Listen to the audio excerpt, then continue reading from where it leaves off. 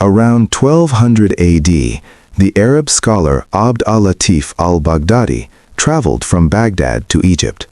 In his Book of Wisdom and Advice, he marveled at the country, a valley between the mountains of the east and the west, where the mighty Nile splits into several branches before reaching the sea. A river in the known world extended farther. At Giza, near ancient Memphis, he stood in awe before the pyramids. Huge, numerous, mostly of stone, some like steps, most tapering smoothly. 3 pyramids stood in a row, 2 of them colossal, about which poets have raved. The sight would have stunned anyone's eyes. Nearby, a huge head and neck protruded from the sand, the Sphinx, which the locals called the Terrible Old Father. Its face was an elegant, smiling beauty. The stones were covered with unknown ancient writing. No one could read it. The pyramids spoke of impossible engineering precision, built to withstand time itself. Great minds had poured their all into it, which stood as an example of human potential. When al-Baghdadi visited, the Great Pyramid was still the tallest man-made structure in the world, more than 3,700 years later. And this is the story of one of history's greatest and longest-lasting civilizations, ancient Egypt, on the banks of the Nile River. It rose to its peak of glory, survived for millennia, and finally disappeared into the desert sands. How did it compare to other declining societies? How did this ending feel? Historians divide it into the Old, Middle, and New Kingdoms, with several more divisive periods in between. At its center was the Nile River, the longest river in the world, approximately 6,650 to 7,800 kilometers by measurement, which drains 1/10 of Africa. It originates in Lake Victoria, joins the Nile at Khartoum, and flows more than 2,000 kilometers through the desert to the Mediterranean delta. Egypt's arid climate meant that there was virtually no rainfall in the interior of the country. Every blade of grass, every man, every king depended on this river for their existence. Without it, history would be unrecognizable. Human presence here dates back hundreds of thousands of years. In wet times, the Sahara was awash with flowers and fruits. When it dried up, people moved along the green corridor of the Nile, the highway of early humanity. By 13,000 BC, cultures like the Sibyllians were gathering wild grains. By about 7,500 BC, the mysterious stone circle at Nabatapla, often called Egypt's Stonehenge, but 5,000 years older, was aligned with the constellations to determine the direction of the seasons and monsoon winds. As the Sahara dried up again, people flocked to the banks of the Nile and settled, which gradually grew into towns, cities, and kingdoms. The Egyptians called their land the two lands, the highlands, the southern valley, and the lowlands, the northern delta. They drew maps along the south, that is, facing upstream from the flood. The fertile black soil was Kemet, the Black Land, the realm of the falcon-headed Horus. The surrounding red desert was the Deshret, the area of chaotic Set. The annual flooding of the river, in sync with the rising of the constellation Sirius, brought life-giving mud. The annual flooding of the river, in sync with the rising of the constellation Sirius, brought life-giving mud. Life balanced on this cycle. Flood, growth, harvest. Around 3000 BC, King Narmer of Thebes, also called Menes, united the two kingdoms. On the Narmer palette, he is shown wearing the white crown of Upper Egypt to subdue his enemies. And then the red crown of Lower Egypt, a symbol of victory and reconciliation. The mythical animals with intertwined necks represent the united destiny of the two countries. This centralized state, although initially influenced by Mesopotamia, quickly developed its own hieroglyphics, art, and divine kingdom. The pharaohs were the embodiment of the sons of Horus and Ra. They built a new capital at Memphis, which was the balance of the two countries.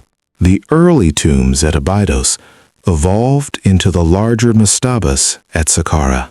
The Old Kingdom, beginning 2686 BC, saw a craze for pyramid building. Djoser's architect, Imhotep, built the mastabas in layers to create the world's first large-scale carved stone structure, the Step Pyramid of Saqqara, a revolutionary change, 62 meters high. The workers, not slaves, but seasonal farmers and artisans, worked in groups, fueled by beer and pride, under names such as Friends of Khufu or Drunkards of Menkaure. Some died, but were buried with honor in this complex. Sneferu attempted to build true pyramids, the collapsed Mitam, the bent pyramid of Dashur, and finally the successful Red Pyramid. His son Khufu surpassed them all at Giza, the Great Pyramid of Giza, 147 meters high, made of 2.3 million blocks, perfectly aligned to the north, with the help of the stars. It was built in about 23 years, using canals and harbors. The nearby pyramid of Khafre still has some capstones. Menkaure's was smaller. Built of limestone, perhaps coated in electrum, these gleaming white monuments proclaim divine power, but also placed enormous demands on resources. Towards the end of the Old Kingdom, about 2200 BC, decentralization, nomarchic power, and a 4.2 kilo-year drought, flood reduction, famine, led to the decline. Texts such as the Lamentation of Ibur describe chaos, hunger, theft, and the breakdown of order. The flood is coming, but no one is farming. Hatshepsut II of Thebes reunited Egypt and began the Middle Kingdom. Literature flourished. For example, the story of the shipwrecked sailor Sinu, an early epic tale that contains multiple stories. Scribes valued their professions more highly than laborious occupations such as potters or washermen. Daily life consisted of bread, beer brewed by women, vegetables, meat, and cats, domestic allies against rodents who were later worshipped as Bastet. Pharaohs such as Senusret III expanded their empire south into Nubia through fortifications and brutal campaigns, while also developing irrigation systems in the Fayum. During the Second Intermediate Period, the Hyksos, Asian rulers, controlled the northern region with chariots and horses. The Thebans, Chemosh and Ahmose, ousted them and founded the New Kingdom, about 1550 BC, the pinnacle of Egyptian imperial success. Hatshepsut built a grand temple and traded with Punt. Akhenaten revolutionized religion. He introduced the worship of the Aten sun wheel only, moved the capital to Akhenaten, and banned the old gods. His son Tutankhamun re-established Amun. His intact tomb, discovered in 1922, reveals the boy king's splendor. Ramesses II, the Great, or Ozymandias, fought the Hittites at Kadesh, a stalemate glorified in poetry, signed the world's first peace treaty, and built much, including Per Ramesses. His long reign brought with it the old king problem. Ramesses III repelled the Sea People's invasion and the Libyan threat by launching surprise attacks in the delta. But economic pressures led to the first recorded labor strike at Deir el-Medina.